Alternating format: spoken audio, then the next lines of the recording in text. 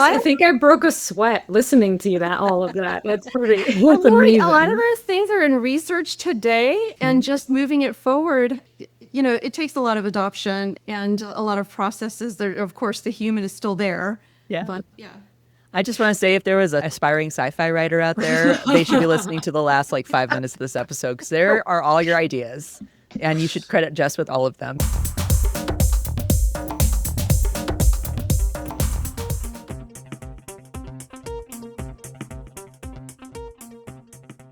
Welcome back to a new episode of AEC Perspectives brought to you by RS&H. Hi, everyone. I'm your host, Rachel Moore, and I'm excited to tell you about today's episode where we have not one but two experts to tell us where judgment meets machine. It's not a riff off a very well-known film franchise. We're actually talking about the industry here.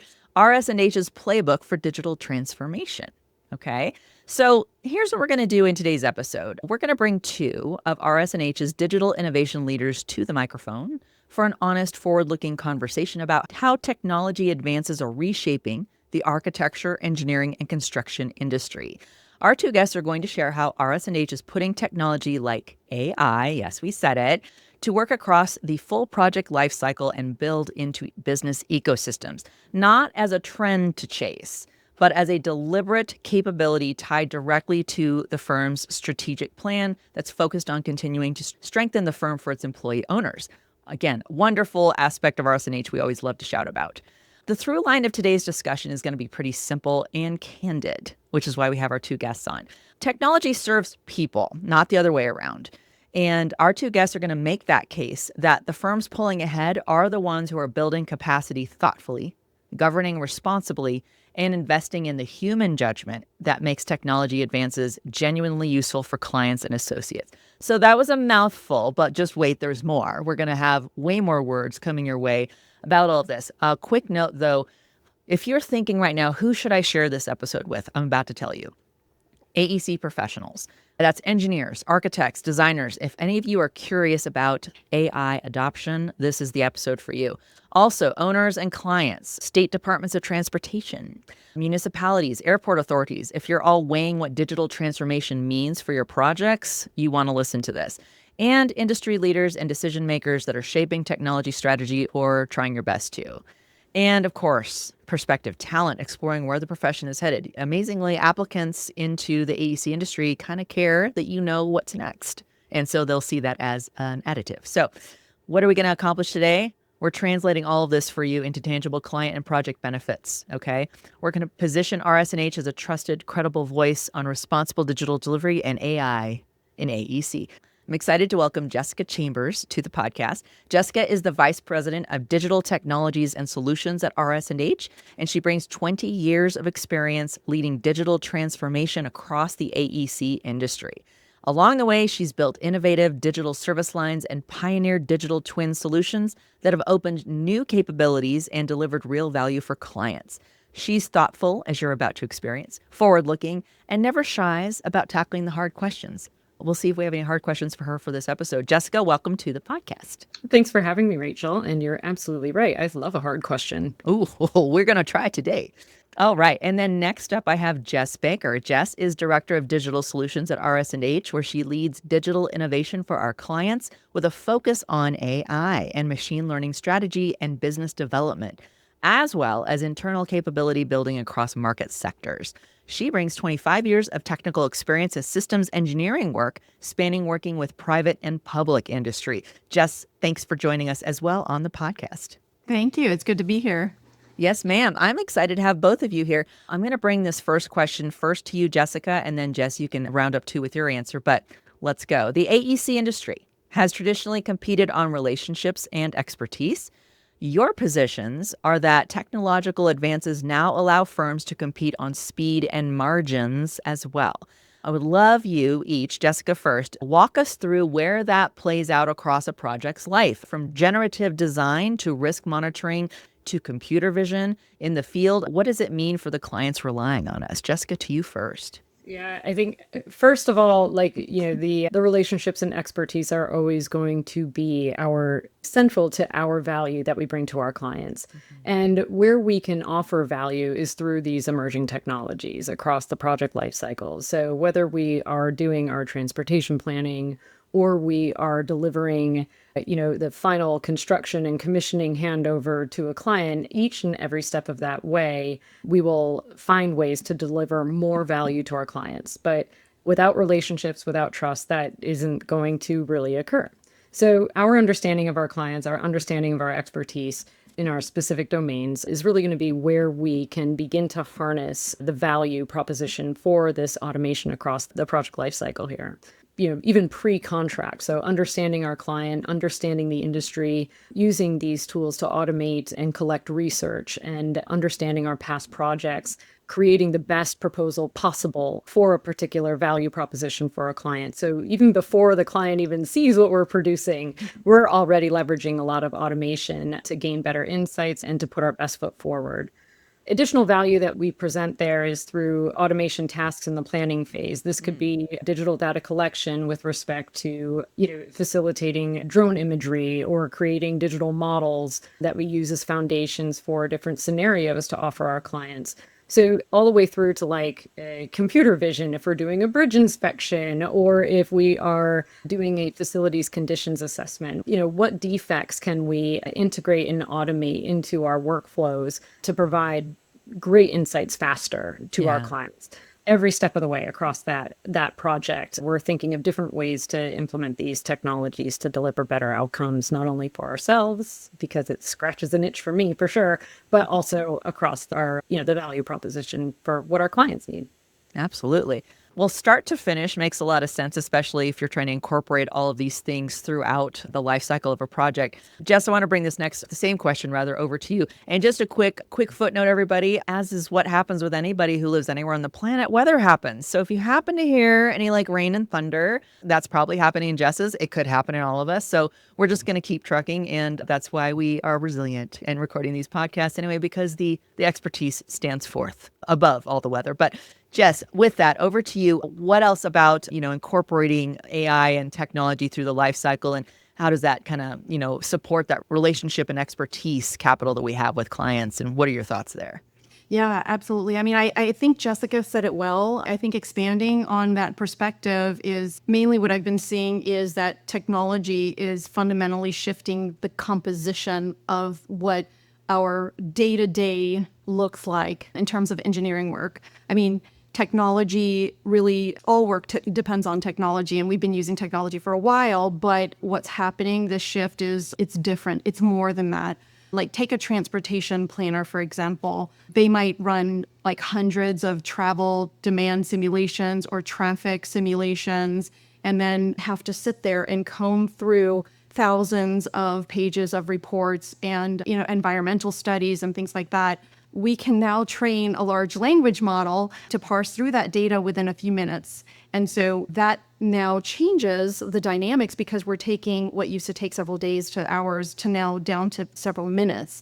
And so similarly with the roadway engineer, who they're comparing, survey data, they're researching utility conflicts, they're mining geospatial information and looking for like constraints on roadways. This is also all about collecting, harvesting, parsing through information, searching, finding, and things like that.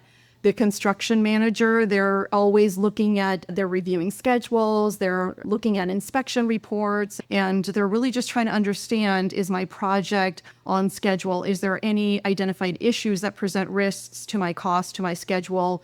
And so most of this work, it's manual, it's lengthy, it's tough. And so these newer technologies, mainly the large language models for the examples that I just gave, they're alongside embedded AI and some of the native tools that we're using that we're now starting to see, allows the engineers to shift that work from managing information, searching and finding to now, validating the outputs, evaluating the alternatives and coordinating across the different disciplines at those handoff points. And so applying engineering judgment. So fundamentally, we see that shift. As a result of that, we're seeing engineers produce a lot more work in a short period of time, and I think a lot of that is due to the democratization of specific roles and activities that once required these specialized skills. Now they're enabled through technology. So, software development can be done through, these tools. Even developing, even kind of like marketing can be done, design, data administration. We can engage with data in a natural conversation now, whereas before it took specialized data management skills to do. And I think information and systems are now being connected in different ways that enables a reduction in the technical cost of what it takes to run an organization. And from a business perspective, that's really where speed and margin come through. Yeah. Oh, I'm sure anyone listening, we mentioned up front, like who this is for. And, maybe they're, like we said, they're kind of on the cusp of understanding how this technology can help them. Both of you just really painted a very clear picture about not just how it helps specific roles, but also the client project overall, which is amazing. And you did what I'm about to do. You segued perfectly, because I was about to say several times in a row, it's almost like we're summoning it. AI, AI, AI. Oh my gosh. Everywhere we're turning, y'all, everyone is talking about AI.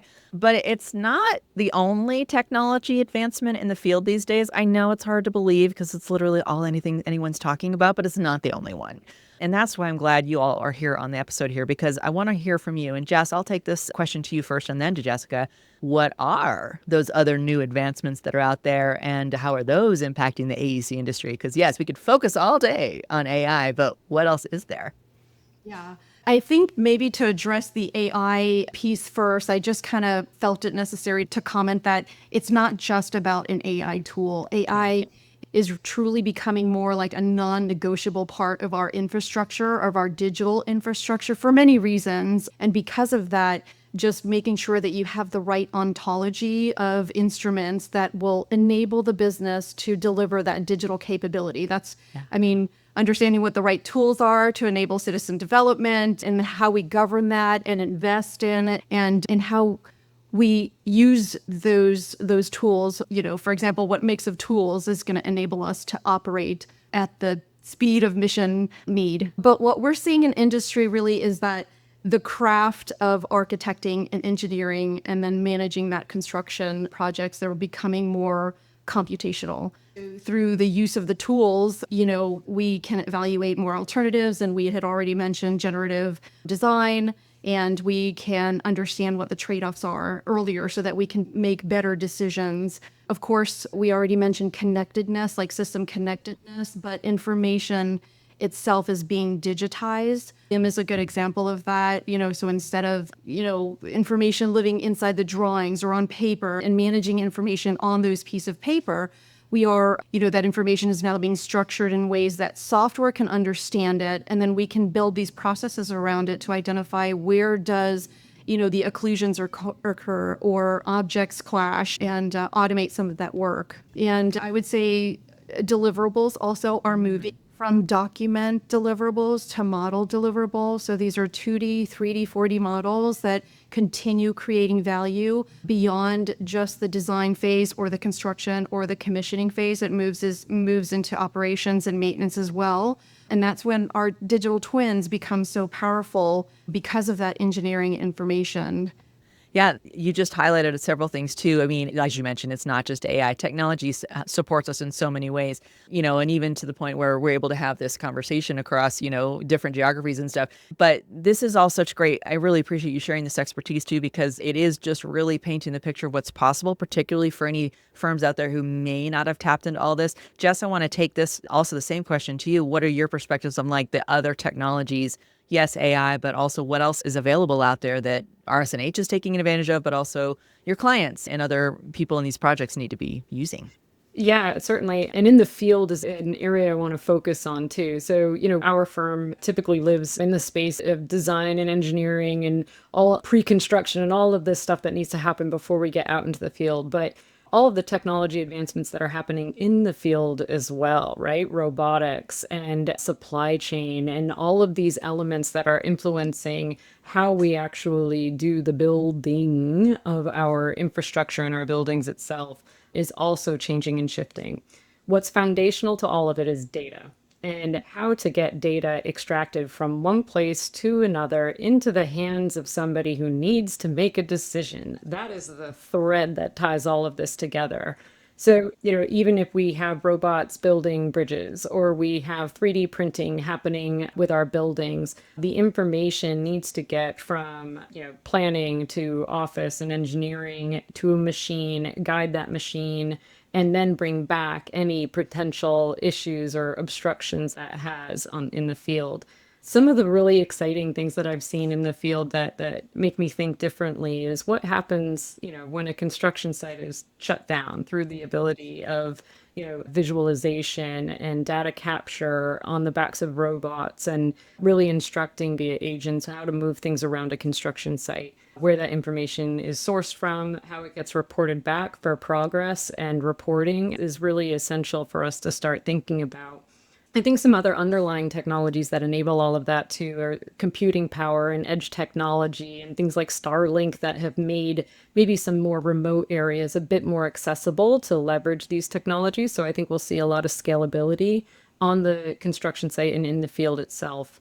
We have done some really extensive emergency management, data collection following storms and really, some detrimental natural disasters where we leverage some tools like drones and digital terrain modeling and rapid assessment from field to office where, some of our infrastructure wasn't enabling that. So this edge computing functionality, I think, is really empowering us to apply these tools in places where they haven't been able to be applied before.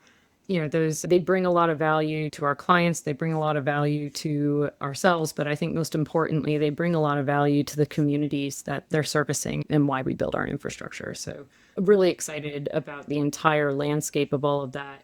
As Jess mentioned, we need an AI ontology to apply across the board here, and we need clean data schemas and data integrations and platform integrations in order to ensure all of this is done seamlessly. Well, it's pretty evident why RS&H has both of you. You're obviously very crucial perspectives and expertise to bring to the fore of what is, happening with everybody incorporating technology. And I want to give a quick call out too. If anyone missed, we have another episode on drone inspections and using drones in inspecting bridges. Yet another example of technology really upping the game out in the field and making jobs easier a little bit and, accomplishing stuff and has that impact. And so wonderful. I love that you brought up the field. Yes, and thank you so much bringing up like how we're looking at AI and all these things and the democratization and everything like that. Say that 3 times fast. It's not easy, but it's important. Well, and I want to get into, you talked about scale. Let's double click into that a little bit. I want to help our audience understand that, particularly the phrase test then scale, that approach to technology within RS&H. I don't know, how do you decide which use cases are worth solving? And how does governance keep that work responsible when you're talking about testing then scaling? That's right. I like to think of it that the objective is not just about implementing and then testing and scaling. It's really about building enterprise capabilities. So with that, we have to think about, where do we ground our decisions in? And I think it all starts with anchoring that into real problems. And then, of course, frameworks, prototypes, processes for assurance, transition, and execution. These all are really vital pieces to that life cycle there. So, grounding everything first into an engineering problem and understand who exactly has that problem, how they're affected with that problem, a day in the life of the person who has that problem before we even talk about any technology. We spend some time understanding that workflow, what that looks like, where they're spending their time, where, what's creating friction for them at the end of the day, what's the ideal outcome that they're trying to improve on. So understanding that bridge engineer, the project manager, the construction inspector, and what keeps them up at night. And then we determine that the right technical approach. Sometimes it's AI, sometimes it's automation, sometimes it's just better data integration or connected systems or just a little bit of analytics. I think technology really needs to follow the workflow. And so I will mention one of the things that we've seen is that prototyping has now moved to the kind of the front of that life cycle, because once upon a time it took a lot of resources, and sometimes it could take several years, a couple of months to several years to do a feasibility analysis or assessment. But now some of these tools are enabling quick prototyping for some of those studies. Yeah. So we can test much earlier with ideas, with our users, with our clients, and determine pretty quickly whether we're solving that right problem. It allows us to move out much quicker and brings information to the front on investment decisions that we would need to make. I think as the solution matures from innovation to operations, this is where a lot of our frameworks and governance come into play. I do think there's something about, creating an innovation life cycle, and really understanding where those risks are and assuring the quality of decisions as we transition. I think a lot of what we're seeing, on the execution side, it needs ownership, it needs resources, it needs business development to scale. We need, of course, our learning management systems need new training materials and how we're, different support models and things like that. We're really almost operating a little bit like a startup. And so that's the reality is that technology kind of evolves really, really fast. And then building that capability to keep up with that speed, I think is what's going to create that long-term value.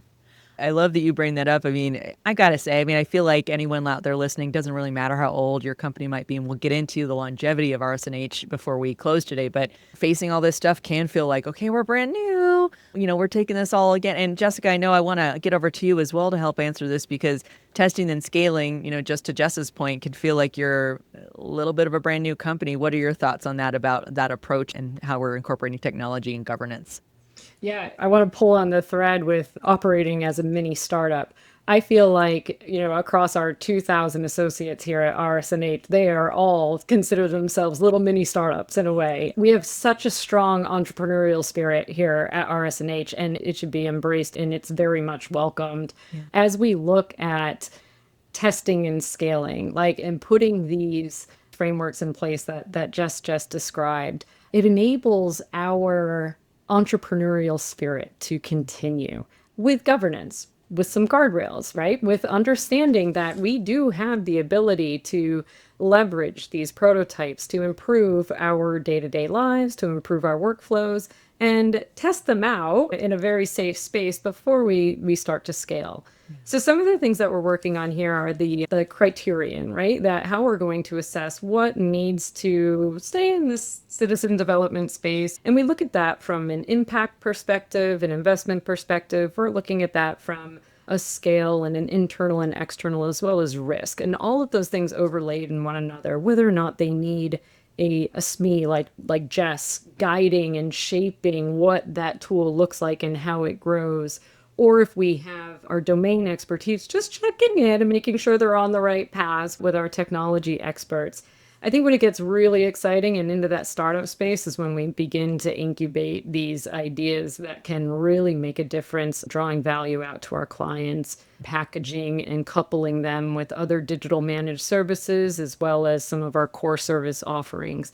That's when I think things get really exciting. And Jess is such a tremendous advocate and a wealth of knowledge around how to incubate these tools and technologies to fruition, making sure that they're delivering value to ourselves and our clients, but also that they are really making a difference in the AEC space themselves. Yeah. Any of that without governance, oof, boy, we're in for it, And that's a delicate balance, right? Is to make sure that we are harnessing everything out of that entrepreneurial spirit and innovative culture, but also not having these governance frameworks operate as a throttle down. Right. They can throttle down, but they can also throttle up. And I think as long as our organization continues to leverage that throttle as a risk mitigator, but also an accelerator for bringing ideas to market, we're in a really great spot.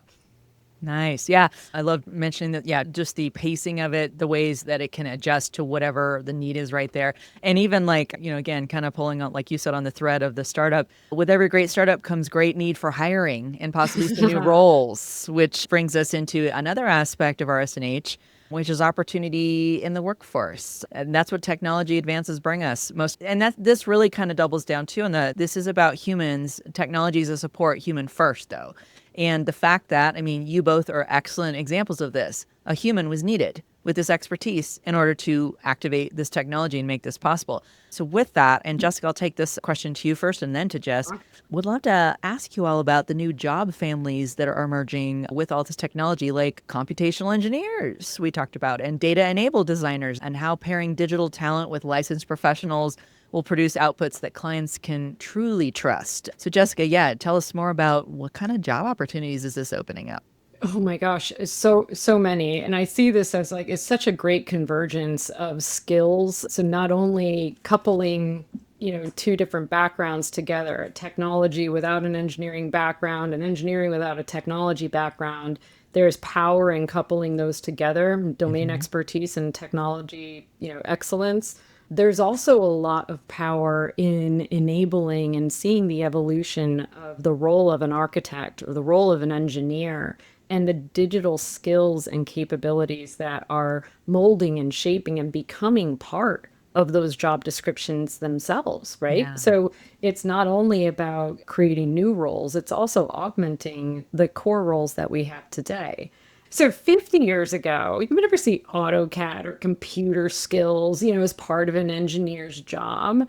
I challenge anybody to give me an engineering job that doesn't mention like, open roads or Revit or like any of the other tools that we're using today. They're essential components.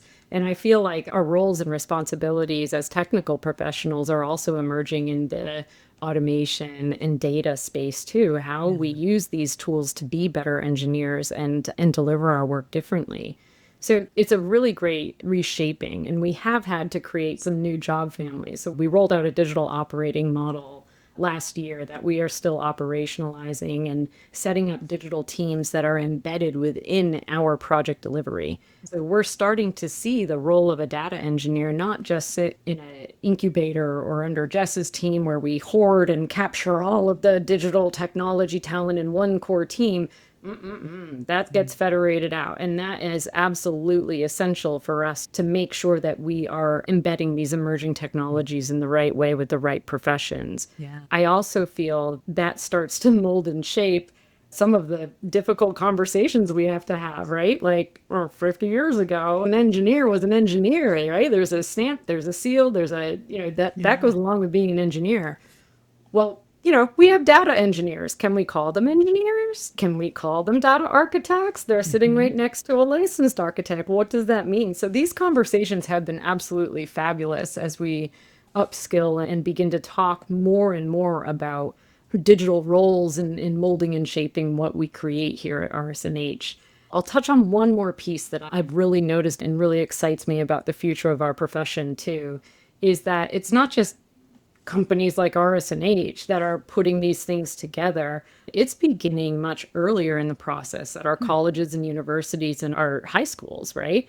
Is, providing these skill sets, coding and coupling computer science courses in with civil engineering courses, making sure that they are set up for success as they enter into the workforce as emerging professionals and project engineers and before licensure, that they have these skills embedded along with their curriculums. That's been a really great evolution to see at our leading universities. Yeah, yeah, absolutely. And hopefully anyone listening to this, if they're thinking about going into the AEC industry, and maybe are even haven't even gone to college yet, they're like eyeballing like, oh, that gave me some good clues, like what I need to be trying to couple with. And Jess, I want to take this over to you and give you an opportunity to answer too. Like I know Jessica mentioned like some of these kind of marrying up of different terms of job titles that maybe we hadn't seen in the past.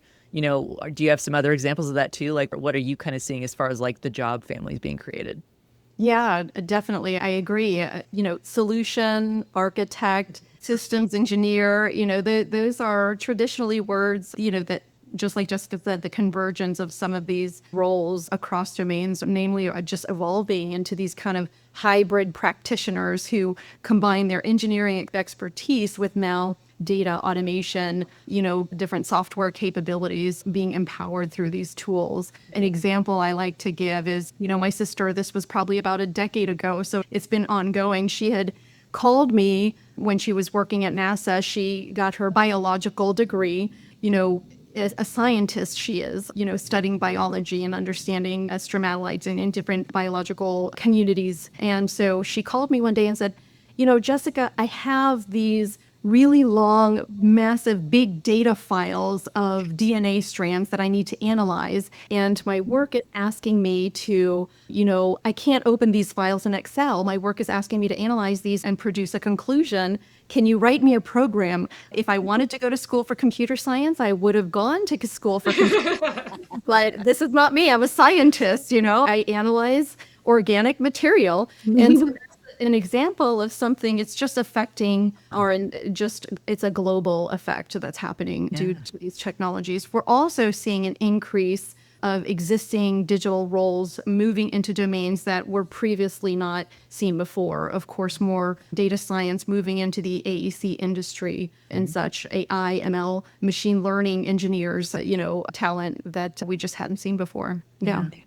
Wild. Yeah. Tons of opportunity out there. And yeah, it just makes people perk up and be like, let me just imagine up my favorite profession that marries these two things together, and I'm going to go do that thing. And now it's possible. So obviously tons of opportunity, but there's a flip side to that coin. The industry is facing a real workforce shortage while clients are growing more technically sophisticated. So I want to hear from both of you. Jessica, go to you first. How do technology advances expand what each associate can accomplish? We've already kind of touched on that a little bit in earlier answers, but how does technology expand that? And then why does that raise the bar for the kind of independent judgment and advisory relationships that clients need from a partner like RS&H? I'm thrown by the flip side of the coin because I actually see them as the same side of the coin, right? We see these emerging capabilities embedded in our talent, what they're able to do. I think Jess mentioned it earlier too, is the productivity and what we're able to do with fewer labor hours is quite astonishing. When we layer in judgment, I think that is where we begin to rely on our 85 years of domain expertise and knowledge transfer between more senior professionals into junior professionals, and really ensure that we have the right judgment happening at the right time across these tools. I've started talking a little bit about the AI junkie, right? And the AI junkie, which is a very negative term, and I kind of mean that in a negative way, is the dependency on AI and over dependency on AI that demonstrates an absence of judgment. And we can use AI every day, all day, but it does not excuse us from using our critical thinking and exercising judgment. So I went to a conference where we talked about human in the loop. That's a very common term as we talk about AI and these emerging roles in making sure we embed judgment.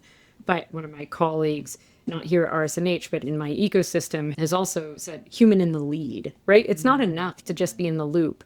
It's having a human in the lead and understanding what this process entails and where to look to insert your critical thinking and judgment. That's very important. I think another layer too to think about this, stepping outside of my, AEC consulting, role, is also looking at this from the perspective of our clients and what they're empowered and enabled to do with these tools and technologies. And what I like about that is, we saw this really huge pendulum shift out to AEC consultants and less being done. DOTs used to design their own bridges. Like they used to have rooms full of engineers doing all of their things, independently. And we saw a very large pendulum shift out into the consulting world. And I don't think that pendulum shift is going to come back, but I think there is going to be another added layer of judgment coming from our clients, another assurance of quality before we bring our infrastructure and building projects out to the communities and the people that they serve. The productivity gains are phenomenal in this area. We can accomplish a lot more with fewer labor hours, and that's going to be very important. It reminds me of a story at my previous firm. I remember getting a call, and it's just AI was all over the news, and we had just had a big corporate, leadership session, and got a call. It was like, can AI design a bridge? And I'm like, yeah, of course AI can design a bridge. Would you drive on that bridge? And that trust, right? So the trust and judgment and inserting that into the right areas. I think AI can design a bridge, a robot can build it using synthetic concrete that was grown in a lab. I think all of that is possible. But I wouldn't be driving over that bridge unless I knew there were engineers and construction professionals along the way in the lead, in the loop, exercising their judgment. Absolutely, 100%. And Jess, I know you probably have some thoughts on this too, because you have also brought up governance already in this episode. What are your thoughts about on that independent judgment and advisory relationships that we need with all this technology? Yeah. Oh, absolutely. I think Jessica said it very well, in terms of, keeping the human in the lead and the human in the loop. I think to address some of those shortages, we're really going to have to understand how do we scale the existing talent that we have. And one of the things that RS&H is focusing on is enabling, knowledge, sharing of knowledge across the different disciplines and, building out communities where we can focus on maturing the practice and sharing lessons learned and sharing playbooks and things like that, just something that's going to fill the gap and get information shared very quickly. This also becomes a really great resources for our clients to tap into a much deeper bench strength across the firm. Absolutely. It just really is evident that y'all are poised, and really positioning RS&H for what is happening right now with technology and all the aspects we need to consider about it. I love the stories too. These are great because it really does, it brings it right into reality where it's like, well, yes, we're all getting asked these questions, like, and these experiences by people we know in our lives. As we've been looking at the present, let us shift into a future look, shall we? Let's peek together. We have been asking each of our guests on all these episodes kind of to take a look forward, also while we're simultaneously looking back. I want to ask both of you, what does technology look like in our field in just maybe 3 to 5 years as digital twins and AI-assisted design become baseline expectations? But then that's in the context of like, well, what about like on a 10-year horizon or even 85 years? Because as we already mentioned, RS&H has been around for a while, not just 30 years, not just 50 years, 85 years. 85-year anniversary is this year. I want to find out from you contextually then, like where does agentic AI lifecycle optimization and that honest conversation about energy and carbon, where does all that take us? So I know that was a mouthful. I'm asking you to look like 3 to 5 years, then 10 to 85 years, future. But Jess, over to you first. Where are we going? Yeah, I mean, I think over the next 3 to 5 years, it's all, practical use, getting better at, using the tools or getting more utility out of the tools that we already have in place and improving those processes.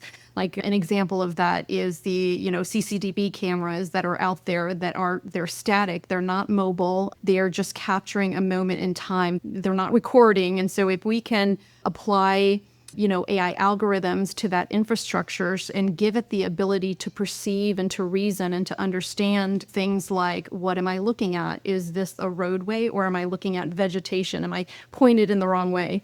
Is this construction site? Is the MOU on it? Is this, the correct SOPs? Am I seeing a pedestrian on a highway? I need to alert an operator. So, understanding and bringing intelligence to the existing, some of the more static tools, I think, is what we're going to see. I think over the next 10 years or so, I don't know, I would tend to think that we would probably reach super intelligence, and working across, we're going to see teams of artificial intelligence working on some of the more harder problems and coordinating across different engineering activities. We're going to continue seeing the advancement of some of the technologies that we've been struggling with today, like the driverless vehicles, and things like that. I think if we look over several decades ahead out, almost a century, I think our imagination becomes the limit there with what could happen. So some things that are fun that I was ideating earlier was, you may be driving by a construction site and seeing robots, doing all of some of the more risky things, like weigh on some of those cranes. And, I was thinking, what if transportation corridors were alive to understand context of the traffic that's on it, so being able to understand, what materials it's made out of, when it needs maintenance, and understand the conditions that are happening so that it can communicate along the corridor. Maybe there's in-ground pavement charging, and maybe we'll see, the gas stations change over time to a completely different experience because now we're accommodating for in-ground loop detection. Different alternative energies require different requirements. Maybe, the gas station of today is more like accommodating for hazardous chemicals and liquids where we don't have that problem with some of the alternative energy sources. Of course, we're going to see the airspace becomes a lot more coordinated. Of course, we're enabling autonomous aircraft and, deliveries of things like, Walmart and Amazon sending out deliveries, but there's a coordination there. So maybe air traffic control gets federated, and we're going to see maybe some kind of persistent overwatch technology that will enable different lanes of aircraft movement from our lower 400 airspace for those drone deliveries to eVTOLs for intercity and, commercial airlines, military, and just a different airspace in the future. With the spectrum getting so tight and all of these things requiring over-the-air communications, I see that maybe the spectrum can be dynamically allocated based on the need. Right now, it's very fixed. You have a governing, the Federal Communications Commission governs the usage and what is allowed to go over a particular spectrum or a particular frequency. Yeah. And so maybe, we introduce dynamic allocation, just a lot of fun stuff. Jess, I think I broke a sweat listening to all of that. That's amazing. A lot of those things are in research today, and just moving it forward, it takes a lot of adoption and a lot of processes. There, of course, the human is still there. Yeah. But yeah. I just want to say, if there was an aspiring sci-fi writer out there, they should be listening to the last 5 minutes of this episode, because there are all your ideas. And you should credit Jess with all of them. But 100%. Amazing. Jessica, your turn. I mean, hard to follow that up, but let's go. What are you seeing for the future? I am not going to compete with the inner workings of Jess Baker's brain any day, but especially in 3 to 5 years and 85 years in the future. It's incredible what people like Jess, who understand all of the systems and technologies and the research that goes into this, what is possible, right? Yeah. And I think of, my team and the broader team at RS&H is that entrepreneurial spirit and that innovative mindset is what is possible, right? Yeah. To bring forth. I love these 85-year questions, right? I'm not going to be around in 85 years. I don't have a crystal ball. And I try to think the best way to look forward is sometimes looking back, right? Mm-hmm. And so I try to think about what our RS&H founders, what they thought the world would have looked like 85 years from when they founded our organization. Yeah. Would they, be describing our tool sets? Would they be describing technology? Have you even imagined or envisioned that this is the way we deliver our work?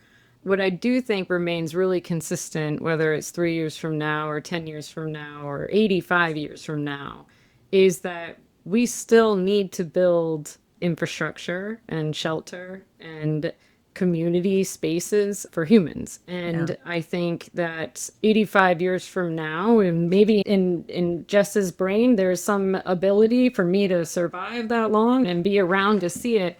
I think 85 years from now, I'm still going to be able to point out what a building is and understand that these different layers of air traffic are connecting, societies and people together.